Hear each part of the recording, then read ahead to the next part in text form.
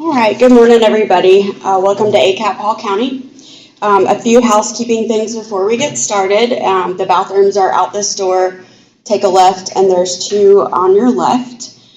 Please keep in mind this is being recorded. If you want to go back and watch it later, you can log on to the Legacy Link website. There is a link to our YouTube page. All of our sessions that were previously recorded will be available there. Just give us to about the end of the week to get this one up. So today's session is Living Well with a Parent with Dementia, Responding to Changes. Our guest speaker is Veronica Riedling. She is our dementia care specialist here at Legacy Link, and she is responsible for outreach and education both inside of our building and out into the community. She's been with us about 4.5 years, and she was previously our kinship care program coordinator. So please help me welcome Veronica.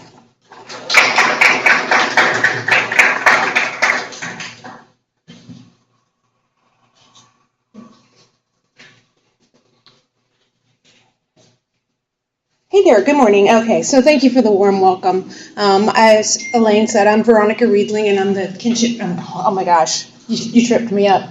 I'm the dementia care specialist here at Legacy Link. So we have a limited time, so we're going to jump right in. But before we do, I have some materials up here, including some of the slides, which you don't necessarily need right now, but if you want to grab that later. So here at Legacy Link, we're the area agency on aging. And our mission is to provide support and advocate for aging adults and individuals with disabilities and be their link to a better life. So to begin our presentation, we're going to go over just some of the basics about what dementia is. So when you hear somebody say that someone has dementia, it's actually what we consider an umbrella term, meaning that dementia covers a lot of different diagnoses, and there's a lot, there could be up to 100 different diagnoses that can cause symptoms of dementia, including non-medical diagnoses, but let's say somebody's on different medications, and that could create like a faux sense of dementia. So sometimes it's a little confusing between what is normal aging, what are symptoms that you need to be watching out for. Not all dementias start with memory changes, but that's where we're going to start in just a minute. Of course, our most common form of dementia is Alzheimer's, which accounts for between 60 to 80% of all dementia diagnoses. So, as I mentioned just a minute ago, dementia doesn't necessarily always start with memory changes, but it is a very common component. So here are some of the early signs that you need to be watching out for. Frequently forgetting recently learned information. This is a little bit different than your brain is a little tired, you're under a little stress, and you just occasionally forget things, but then you remember them later. Oh my gosh, I just missed that dentist appointment, and you remember it. Misplacing items in unusual places. This isn't, I left my keys in my purse. It's, I haven't found the keys in 3 days and they're in the freezer. Or they're in the kitty litter box. You never know where those things are going to pop up. It's definitely not in a typical place. Repeating the same question multiple times. This could go on for days, really. Or beginning in the morning and ask again at lunchtime and ask again at dinner time, where are we going today? Where are we going today? Where are we going today? And that can be really frustrating when you're a caregiver or a care partner.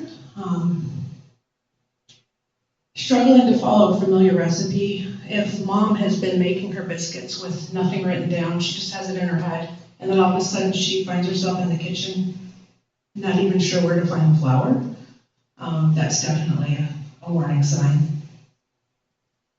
Difficulty managing numbers or paying bills, and this is going to pop up a couple of times in the presentation, because working with numbers, it's an executive skill, and those executive skills often get diminished as dementia progresses. Next, we're going to talk about challenges with communication. This actually occurs in most of the dementias, and it occurs in different times, it occurs in different forms, and it's a progressive part of it. So, as I said, with normal aging, sometimes it's part of our normal life, a normal aging process, or just part of stress or being tired that we sometimes word search. I may, during this presentation, get caught up and be like, looking for that word. That can be a very normal part of aging and just a very normal part. But when it happens over and over and over again, or words come out and they don't make sense, that's definitely something to keep an eye out for. Trouble speaking clearly or fluently. Typically when it becomes an increased level of concern, it could be even diagnosed as something like aphasia. I don't know if you guys remember a talk show host named Wendy Williams. She has been diagnosed with dementia, and aphasia is a big part of what is happening with her. Struggles to express thoughts, ideas, or needs. This can be very frustrating for both the person who's experiencing it and the person who's trying to help them. Slowing down, making sure that you have eye contact, giving the person a lot of time to respond, get their thoughts together, because they are just as frustrated as you are. Problems understanding spoken or written language. This is typically more to middle or in towards late, but it's definitely part of the dementias.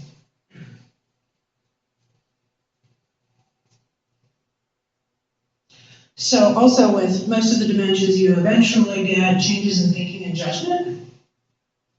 Number one on the list is changes in self-care habits. I don't know if you guys have ever heard of a woman named Teepa Snow, or if you use YouTube, there's a lot of great videos. There's a lot of great dementia educators who have YouTube videos. And they do role plays, they give you tactics and tips, and there's a lot of things that you can do when you become really frustrated with someone who's like wearing the same set of clothes for 3 days, and you can't convince them that they need a bath or to change clothes. And that's when creativity and putting on your thinking cap will be very helpful. But I highly recommend anytime you have an interest in a typical behavior that's associated with dementia, there's a lot of great videos out there. So again, when we come back to difficulty managing finances or paying bills, and I bring this up again because this leaves older people with and without dementia at risk of scammers. And some of our younger generation is also getting hit with very, very sophisticated scams. So when they are starting to have issues with finances or numbers and the scammer comes in, really have to start paying attention to what's happening. Again, we're talking about trouble following daily routines or schedules. Sometimes in dementia, there's a loss of the capacity to tell what time it is. And it typically starts out pretty mild. And then towards the more extreme end, there's something that we call, see I'm word searching here, sundowning. And a lot of times you hear that caregivers say, hey, they've been great all day, but every day around 4 or 5 o'clock, they start getting upset, or they might start getting emotional. So there's a range there, and how you deal with it depends upon how complex it is. Again, if you're up in the middle of the night and you're trying to figure out why the person you're caring for is starting to have trouble following their daily routines, or getting very upset, that's a timing thing. Forgetting to take medications as prescribed. And I say this because when you look at forgetting to take medications as prescribed, we're not just talking about forgetting to take medications. It could be they forgot that they took the medication and then they're going to go back and they're going to take it again. And then a couple hours later, they might forget that they took it the second time and they're going to go back and take it again. There's a lot of little tricks and even assistive technology, from simple to very complex, that can help with medication dispensation and make sure that they're taking their medications at the right time. We actually have an assistive technology lab here and person that can help I know a lot of people think assistive technology, and you think real technology, like complex technology. But assistive technology could be anywhere from a Hoyer lift that helps someone get in and out of the bed to a can opener that has a special grip. That's still assistive technology. Neglecting household tasks. You might think at first we're talking about, oh, they're not doing their dishes on time, or they're not washing laundry lately. But this could extend to pets. So if your loved one is living at home and they are starting to forget how to take care of their household items, or they're just forgetting to do their household tasks, it's really important for you to check on their pets. And then I mentioned that there's an increased reliance on others for activities of daily living. It starts out small, and then it grows, and then it grows. And activities of daily living could be anything from showering to bathing and clothing and all those things that we do to keep ourselves healthy and functioning every day. But then when you move more onto the executive end of paying bills, being able to navigate a grocery store, those are the things that typically the person will start asking for help first. And then all of a sudden you're doing grocery shopping for yourself, you're doing grocery shopping for them, you're paying bills for yourself, and it increases over time. The other end of the spectrum is they won't let you help them at all. And going back to the financial part, that's where mistakes in finances can be devastating.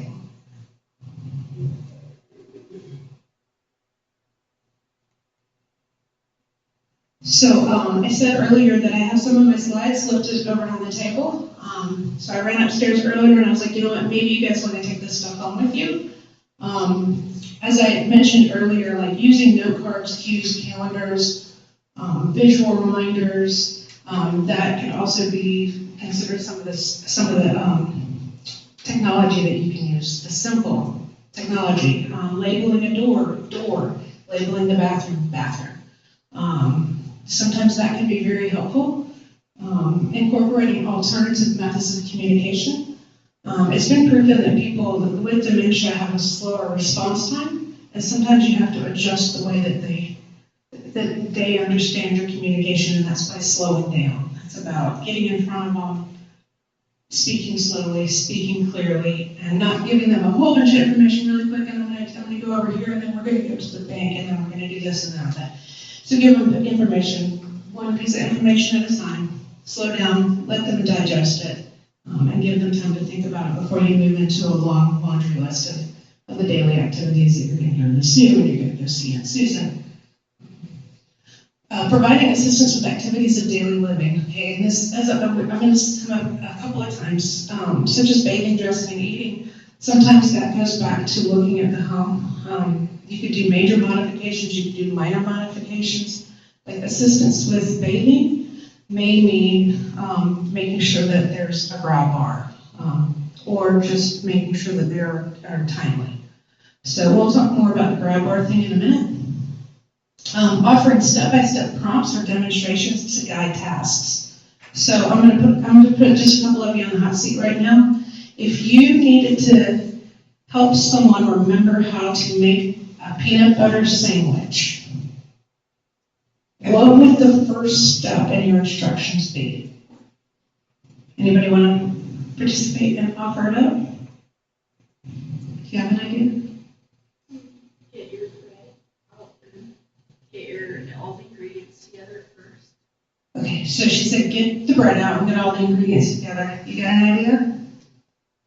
I would ask them if they like peanut butter. Okay, that's a good answer too. Do they like peanut butter? Anybody else want to throw an idea out there? What's the first step to make a peanut butter sandwich? Okay, so I would say you gotta tell them where to find the bread. And sometimes you might have to remind them to go to the kitchen to find the bread. And then the more you think about it, you find the kitchen, you find the bread, you put the bread on the plate, you get out the peanut butter, you get a knife. There's so many steps involved in making a peanut butter sandwich. When you really think about every step that you take, if you leave out a big important piece of information, like the bread is in the bread box, then they might not make that peanut butter sandwich. They might just not at all. Okay, so, and then maintaining a calm, structured environment to reduce confusion and anxiety. This is as beneficial to the person that you're caring for as it is to you. A lot of times that, for me personally, like when I was caring for my mother, I had a lot of stress and anxiety. She had a lot of stress and anxiety. And because of the way her dementia progressed, we argued a lot. And if I could go back and I knew then what I know now would have helped my stress level, probably. At that point in time, I didn't know not to argue. I didn't know that we needed to keep things cool. I didn't know that improvisation helps a lot. Yes, and especially like when people want to go home. I want to go home. You are home. No, I want to go home. At that point in time, home, wherever they are, even if they're in that house that they've lived in for 30 years, they say, I want to go home. They're looking for something that feels like home. And maybe they're thinking about a home that they had in their childhood. So there's steps that you can take and do improv instead of saying you are home, and here's your driver's license, and here's your deed, and this is your home. Here's a picture of you standing in it. Sometimes it's just not worth it to go down that route. So you may say something like, oh yeah, you want to go home. I understand you want to go home. What would you do when you get there? And find out, and get them talking. And sometimes that helps divert. Oh, you want to go home because you need to make sandwiches for your kids? Their kids are in their 40s, that kind of thing. Oh, well, why don't we go into the kitchen and we'll make some sandwiches here? And I'm sure that the kids are fine, but yeah. Okay, so changes in mood and behavior. This happens pretty typically in a lot of the dementias, especially when you're talking about things like frontotemporal. Sometimes those are the first signs. All of a sudden a person changes drastically in their personality and behavior. A lot of people describe this as shocking to people who have known them. A pastor who's all of a sudden doing things and saying things that you would never imagine that they would do. And then they just don't even realize it. One of the techniques, there's some cards over there that can be carried and given to people in the community that say either I am experiencing dementia, or it will say the person that I'm with. And it tells them a few little bullet points of information to help smooth the transition out. And because it can be passed discreetly, if you are the care partner, you're not embarrassing the person by calling them out in public. So when we're talking about changes in mood and behavior, like emotional outbursts or sudden mood changes, that's really common. Like I said earlier, use of language or comments that may be considered inappropriate. My mother, who never swore her entire life, all of a sudden started dropping F-bombs, and I was shocked. Yeah. Increased irritability or frustration. This is just as frustrating and upsetting to them as it is to the care partner. So that stress and frustration and irritation, it's a two-way street there. So if you can calm yourself down and try to make it a calmer, cooler, more peaceful situation to try to work it out, typically you're better off in the long run, because you got to take care of your own mental health as you're trying to help them through these things. Aggressive or combative behaviors, verbal or physical. Reduced awareness of social boundaries or personal space. So, one of the examples for that is if you are living with the person you are caring for, all of a sudden you might find them standing over you in the middle of the night, wanting to tell you some gossip that they heard about the neighbors. And that's, for me, like when I was caring for my mother, to have that happen was a total social boundary. Of course, like, I was really upset about it. I didn't understand that she didn't understand that that was an inappropriate thing to do. Difficulty regulating emotions or behavior in social situations. This goes for all dementias as they progress. But again, as like the frontotemporal, it's more pronounced. But as dementia progresses, this could be a common symptom of it. Okay, so we're going to talk a little about the strategies for coping. And this is one of the slides that I printed out for you guys if you want to take it home. Looking for triggers.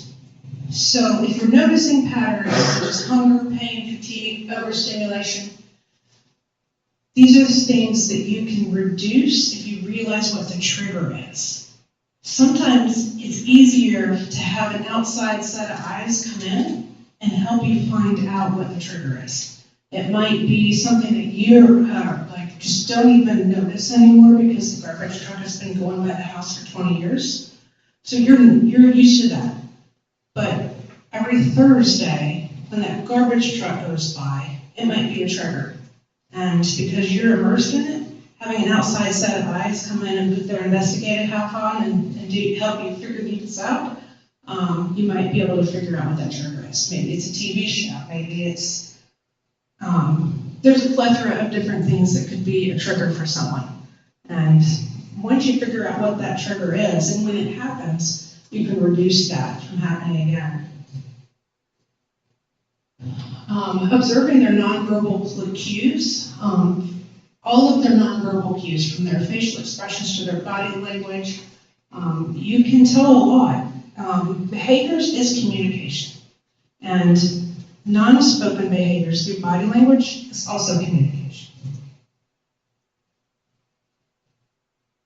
I'm going to go back to this for a second too, because when we're looking at triggers and we're observing nonverbal cues, sometimes it's a physical illness, such as a urinary tract infection. Dementia typically doesn't just decline really fast. There's a curve to it. And we'll talk about that a little bit more later. Keeping yourself calm and patient, and speaking in a gentle tone and giving the person time to express themselves. As I mentioned earlier, sometimes it takes people a hot minute to understand what you said, process it, and get the words back out. And if you push them too fast, because your normal pattern of speech and their normal pattern of speech and understanding and comprehension was at a higher level, a faster level, as dementia progresses, sometimes that slows down. So we have to slow down too.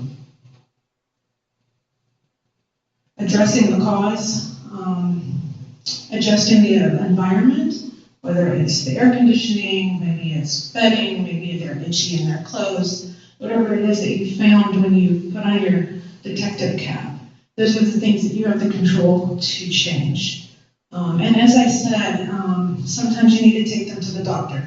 You would be shocked at how many times that a urinary tract infection is to blame for a sudden change in behavior, drastic changes. And also, always offering reassurance, staying calm, using kind words, letting them know that you're there to help them. That is a good first line to try to help the situation. So as people want to age in place in their home, and this is what we want for all of us, is that we can age in place in our home as long as possible.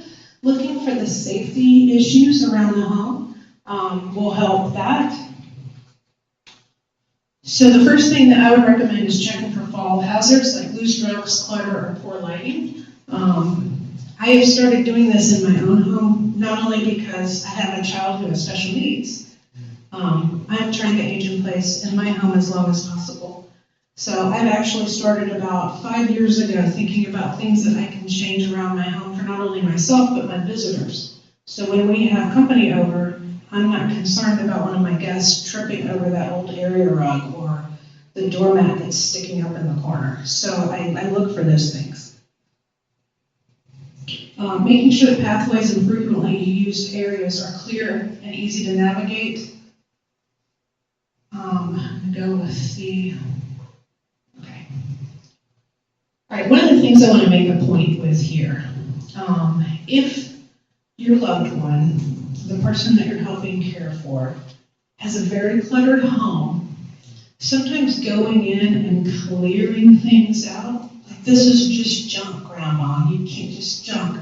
If they have an emotional tie to it, and this may cause a problem. And if that is the case, some of the dementia care people that are a little smarter than I learned this from them, taking away things a little at a time and putting them in a box, sticking them in the basement, putting them somewhere out of sight, and if in a month they haven't mentioned it, you can get rid of it then. And slowly change their environment over time, because that big change at one time might just be too much for them to handle. Okay, again, going back to installing grab bars and non-slip mats in the bathroom, this is actually something I'm actively doing in my bathrooms right now. Grab bars are pretty inexpensive. I actually just had a surgery about 3 weeks ago on my leg, and the things that I have done during the remodel of our house, I was so grateful because it was so helpful to me.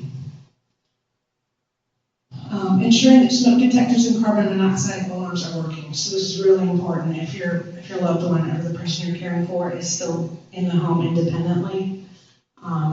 One better even suggestion, if you can afford it, is there are now these devices that will detect if there's smoke or carbon dioxide, and it actually will alert you on your phone.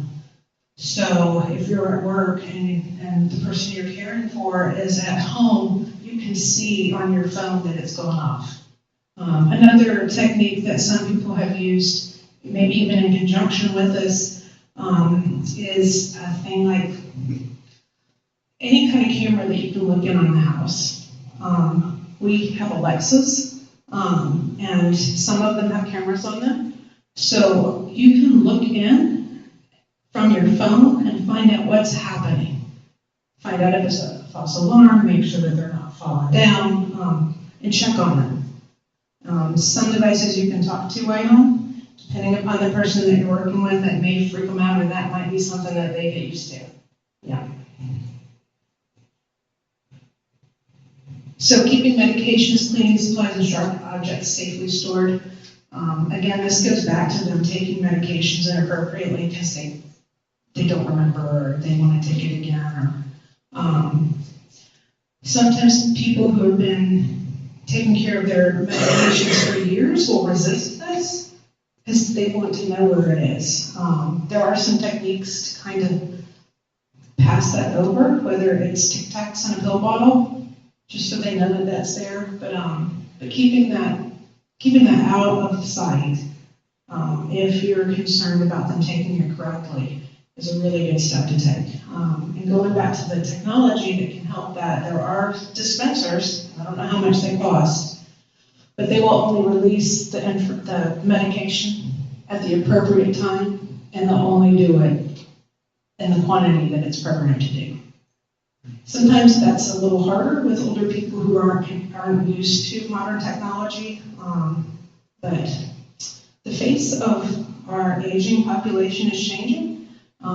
It's not going to be too long until I'm in that age category, and I'm pretty savvy with technology now, so I hope that if dementia is part of my future, that I will still be comfortable with using that kind of technology.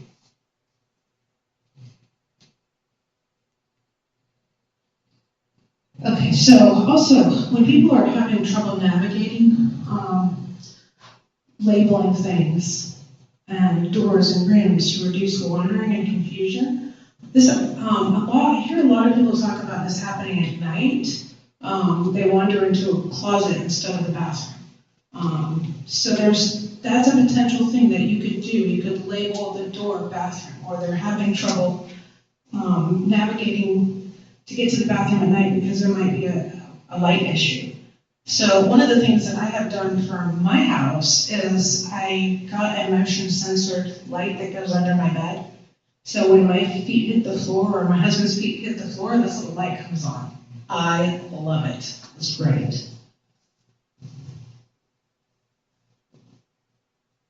Oh, one more thing I just thought about. Have you guys ever heard of a black doormat idea or a black doormat? Okay, so if you are working to keep someone safe and they have a tendency to wander outside, sometimes if you get a large black doormat and you put it on the inside for the door, they might see it as a hole because there's vision changes and they're not going to want to fall into the hole. So that's a really good technique to try to keep people inside the house if they might wander or get hurt if they wander outside alone. One thing that I will say that I learned the hard way was that when I did this with my daughter, who does have some vision issues, it worked. But then I forgot that I needed to take the doormat up. So the more times I dragged her over the doormat, the more times she realized it wasn't a hole. Okay, so getting into legal matters, it's always better to start now. It's always better to start early, especially if the person that you're working with still can contribute and let you know what's happening, what they wish to happen. It's always better to start, like the best time to start was like last week, but the next best time is start thinking about it now, start getting it into place now. You will want to gather all the important documents that you'll need, like the powers of attorneys, wills, bank information, and keep them in a safe and accessible place to you. Sometimes these documents need to be taken out of the home to prevent them from being destroyed or altered or lost. If the person, like my father, who was very meticulous, if I went in and I took things from his file cabinet, if I took his files, he would open that drawer and be like, where's all my legal documents? He was so good at keeping up with all that stuff. So if I had to work with someone like him and he had dementia, I think what I would do is make copies. And I would keep the originals and just leave in copies. That way they're not melting down because somebody came and stole all their files. So working with professionals, I highly recommend getting an elder law attorney involved. Any estate planner that has experience working with people with dementia, that's where I would start for sure. But having all your T's crossed and your I's dotted, if you can use an attorney, please, please, please do. Staying organized, again, this will help you so much. Using folders, labels, you could do digital copies if that's your thing. I like digital copies a lot, and that will help you track the due dates and important paperwork. If you're one to use an online planner that gives you reminders, I do. Those types of things can be really helpful. That way it's not so overwhelming that you're taking care of your own life and you're taking care of their life, because sometimes I forget to take care of my own things. So I would need a reminder that I need to take care of somebody else's things. Involving trusted family members, sometimes it's a slippery slope because sometimes families don't get along so well. But hopefully, bringing in a few family members that are open-minded, will sit down and it's almost like a board over a nonprofit organization. You have to cooperate like a board would. It's almost like a micro board. You're a micro board around this person, and hopefully this person who you're caring for can participate in this micro board. If not, that's fine too. But the more information that you can get from them about their wishes as they age, the better. And then if you can get people, even if they're not family members, even if they're close friends, maybe it's part of your church family, they can also become your circle of support and help you make decisions. Sometimes it's really hard to make decisions on your own. And other people will bring in great ideas. They might might see things or think things or have contacts or things that you don't have. So that helps a lot if you can bring in other people to help you. Always respect the person's input, including them in conversations as much as possible, as long as it doesn't upset them, as long as that is not a trigger. But if you can have civil conversations with them, calm conversations with them, this is a slippery slope too, because a lot of us aren't comfortable with talking about our future plans. But I believe that all of us need to start thinking about that, regardless of your age, now. Because you don't want to, we're all going to leave a mess behind. And it's up to us to decide what kind of mess we're going to leave for our family. So if you start thinking about leaving them a trail for what you wanted, the better off everyone is, and it's a gift to the person that you're leaving behind. Okay, so I am adamant about that the care partners need as much care as the person who has dementia. This is really important to me because I've been a caregiver in several different types of roles. One of my favorite quotes comes from Rosalind Carter, and she said at one point in time that there's only 3 types of people in the world: those who have been caregivers, those who are caregivers, and those who will need caregivers. I would argue that there should be a 4th category because sometimes those categories overlap, and one person might be all 3. But she was a smart lady, and I really appreciated her sharing that with the world. So I need you to know that you're not alone, and that you deserve every bit of support and help that you can get. It's really important for your mental health, and it will make you a better caregiver. I promise it does. So some of the ways that you might be able to find support is through family and friends. They might be able to help you with meals, errands. They might be able to sit with your loved one for a short period of time so you can get out and take care of things. I'm going to go back for a second. Family and friends, and it says helping with meals, errands, and companionship.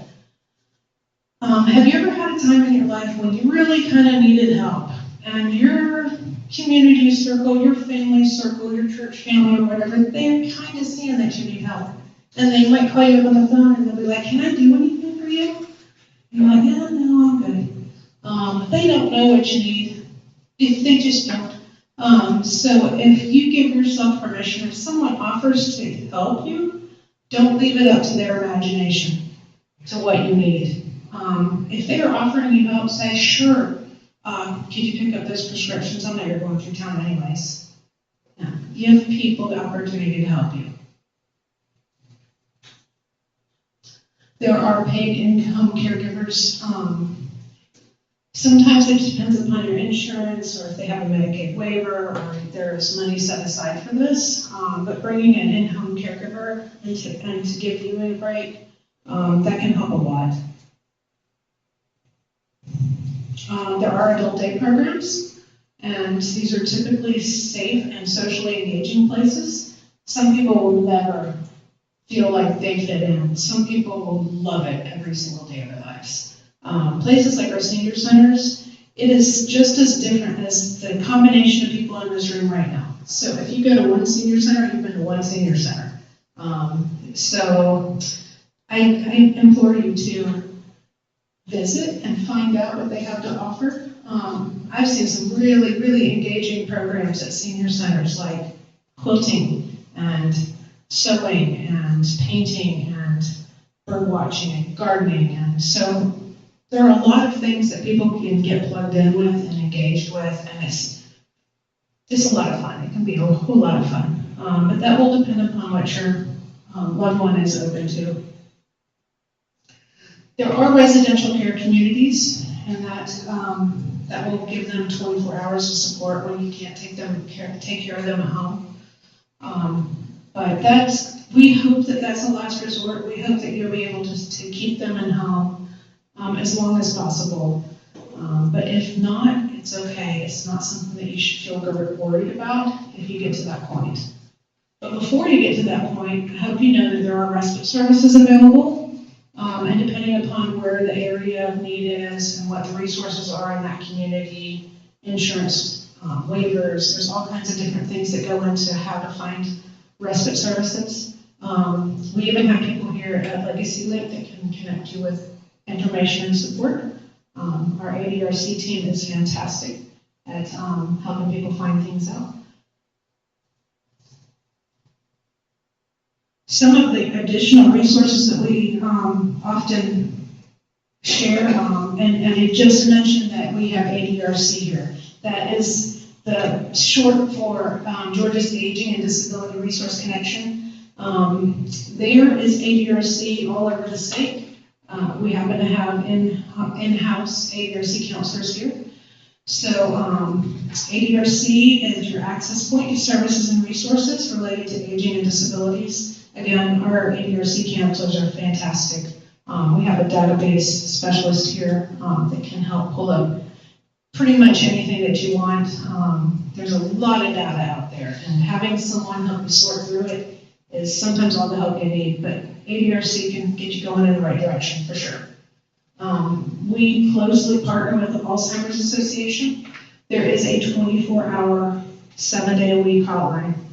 If you are needing some support in the middle of the night, if you need some ideas because you're just tired and they won't go to sleep and you're just tired, you're frustrated, that hotline is there for you.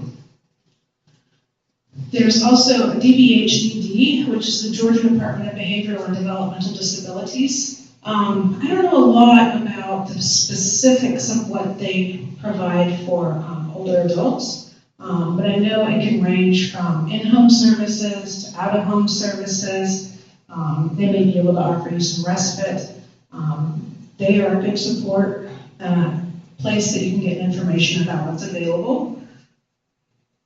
There's also Emory University and the Georgia Memory Net. Now, the Georgia Memory Net and Emory University closely work together, and we collaborate with them as well. Georgia Memory Net is the driving force behind the memory assessment clinics. These are relatively new to Georgia, but, and this may be an old map, but the closest memory assessment clinic that we have here is in Gainesville. It's right here in Gainesville. So that is a great resource for us to use if someone doesn't have a diagnosis, they're over 60 years old. You can call them up. Actually, what you do is you go to their website, you can download a referral form, take it to their doctor, and then ask for that referral to be. And that will start the ball rolling to find out exactly what's going on. Now, Emory University, they have a lot of research opportunities going down at Emory, and they're always looking for people to participate in these research opportunities. But they also have webinars every week that I attend because they're interesting and they're fun, and I learn something every day, or every time I log in. So like on Tuesdays, there's a Brain Talk Live webinar at 2 o'clock for 1 hour. It's highly educational. It starts out with some great exercise, great music.